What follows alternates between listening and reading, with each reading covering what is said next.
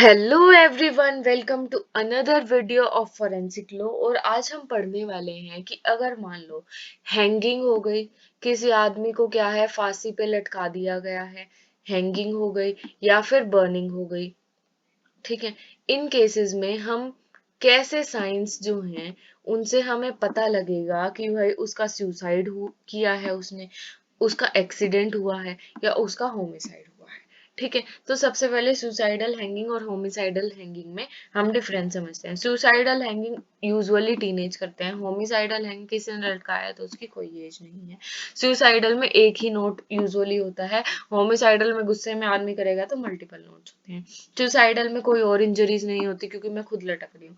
ठीक है, पर होमिसाइडल में कोई मुझे मार के लटकाएगा तो इंजरीज भी हो सकती हैं, मेरी बॉडी पे इंजरीज मिलेंगी, टोन क्लोथ्स मिलेंगे। ठीक है, सुसाइडल लोग अंदर से लोग करके करेंगे, इनसाइड में करेंगे। ठीक है, होमिसाइडल में हो सकता है बाहर से बंद करके चला गया हो। ठीक है, science of struggle suicidal hanging में नहीं होंगे, पर साइंस ऑफ स्ट्रगल इसमें होंगे होमिसाइडल में। प्लेस ऑफ टाइम जो है मेरे रीच में होगा तभी मैं खुद लटक पाऊंगी। प्लेस ऑफ टाइम, टाइम आ गया टाइम जो है, place of time not with in my reach, मेरी रीच में नहीं होगा तभी कोई आदमी लटका गया और मैं उतर नहीं पाई। वी शेप में होगा, ऐसे होगा। इसमें क्या होगा, सर्कुलर मार्क होगा, ऐसे होगा क्योंकि मेरे को लटकाया गया उसने पहले, मतलब ऐसे ये गर्दन है, गर्दन में मार के और ऐसे मार दिया और फिर लटका दिया। ठीक है, तो ये पता लगेगा कि होमिसाइडल हैंगिंग है। अब हम देखते हैं हैंगिंग के सारे केसेस। एक्सीडेंटल है, ठीक है, अगर एक्सीडेंटल है तो क्या होगा, स्टक इन रोप्स और कुछ सिचुएशन ऐसी होगी कि बहुत ही ऑकवर्ड होगी, ऐसी पोजीशन में हमारी जो है वो बॉडी होगी। फिर लिगेचर मार्क, लिगेचर मार्क क्या होगा, वर्टिकल पैटर्न में नहीं होगा, डिपेंड करता है कि ये कैसे होगा।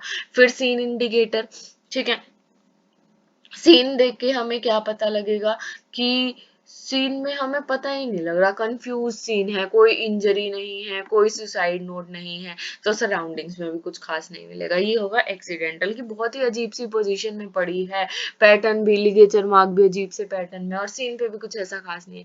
फिर अगर सुसाइडल होगा तो क्या होगा, पोजीशन बॉडी कंप्लीटली सस्पेंडेड होगी, कि कंप्लीटली कि हाँ भाई वो लटक के मर गया, वो ऐसे वो शांति से आदमी मर गया। फिर V shape over thyroid cartilage, की ये गर्दन है, मैं लटक के ही मरी हूं तो सीधा, तो यहाँ पे थाईलैंड कार्टिलेज पे वी शेप का लिगेचर मार्क होगा। ठीक है, फिर थिंग्स मैनर में होगी, लॉक्ड होगा, सुसाइड नोट होगा सीन पे। होमिसाइडल है तो क्या होगा, ठीक है, तो हमारे पास एविडेंस होगा कि उसको ड्रैग किया गया है, कंप्लीटली सस्पेंडेड क्योंकि मार के लटकाया गया है उसको। ठीक है, फिर लिगेचर मार्क भी सर्कुलर या राउंड होगा गर्दन पे क्योंकि पहले मारा है फिर लटकाया है।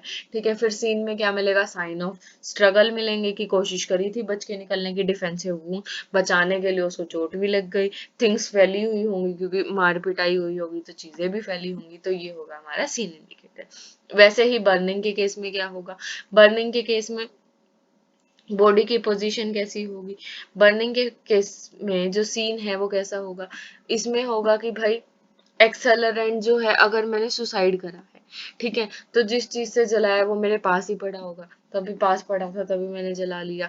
ठीक है, इंजरी कहाँ होगी, फ्रंट और साइड पे ज्यादा बर्न होगा, पर कोई डिफेंसिव और कोई इंजरी नहीं होगी, बर्न ही होंगे सिर्फ। ठीक है, फोरेंसिक एनालिसिस में हमें क्या देखेंगे कि बर्न्स इन फ्रंट साइड है। ठीक है, फ्रंट साइड पे बर्न है, एक्सेलरेंट है और सुसाइड नोट भी प्रेजेंट है। ठीक है, फिर अगर एक्सीडेंट से हो गया तो कोई इलेक्ट्रिक डिवाइस या प्रेजेंस ऑफ डिवाइसेस हम देखेंगे कि एक्सीडेंट किसने कोज किया। ठीक है, मोर बर्न्स ऑन एक्सपोज्ड एरिया, जो एक्सपोज्ड एरिया थे उन पर ज्यादा बर्न्स होंगे। ठीक है, what has caused point of occurrence, जो पॉइंट ऑफ अकरेंस है फोरेंसिक एनालिसिस में हम देखेंगे कि किसने जो है वो एक्सीडेंट कोज किया है। अब अगर होमिसाइडल होगी तो डोर ओपन होगा, ठीक है, स्ट्रगल मार्क्स होंगे, एक्सेलरेंट होगा, तीनों चीजें होंगी। ठीक है, फिर डिफेंसिव होगा और बर्निंग होगी, इंजरी डिफेंसिव भी होगी साथ में बर्निंग की भी होगी। ठीक है, और फोरेंसिक एनालिसिस हम वुंड्स देखेंगे कि सिर्फ बर्न है तो सुसाइडल माना जाएगा या एक्सीडेंटल माना जाएगा, पर अगर साथ में डिफेंसिव इंजरी भी है कि लड़ते लड़ते भी कुछ चोट आई है तो हम क्या मानेंगे, तो हम इसको होमिसाइडल मानेंगे। अब केसेस देखते हैं। In the case of Nirbhaya, DNA internal और एक्सटर्नल इंजरी दोनों का पता लगा था। फिर प्रियदर्शनी माटो में डीएनए में क्या पता लगा था कि स्ट्रेंगुलेशन हुआ है, डीएनए देखा था प्लस साथ में देखा था कि स्ट्रेंगुलेशन किया गया है बॉडी का। फिर तंदूर मर्डर केस में, तंदूर मर्डर केस में क्या हुआ था, हस्बैंड ने क्या किया, वाइफ को, अपनी ही वाइफ को एक जो होटल के तंदूर में डाल दिया उसकी बॉडी को। तो उसकी जो रेस्पिरेटरी ट्रैक थी उसमें क्या मिला, बर्निंग सूट मिला, मतलब कि उसने इनहेल किया था, मतलब वो जिंदा थी जब उसको जलाया गया था, ठीक है, तो होमिसाइडल। फिर कथुआ जो रेप केस था उसमें क्या था, डीएनए था, साथ में ऑटोप्सी में स्ट्रैंगुलेशन निकली कि स्ट्रैंगुलेट करके मारा है। फिर रुचि तलवार एंड हेमराज मर्डर केस में क्या हुआ था, हमने डीएनए देखा था। फिर महाराष्ट्र वर्सेस चंद्रहान में बर्न अलाइव देखा, हमें पता लगा बर्न अलाइव हुआ है, साथ में हमने क्या देखा, डीएनए देखा।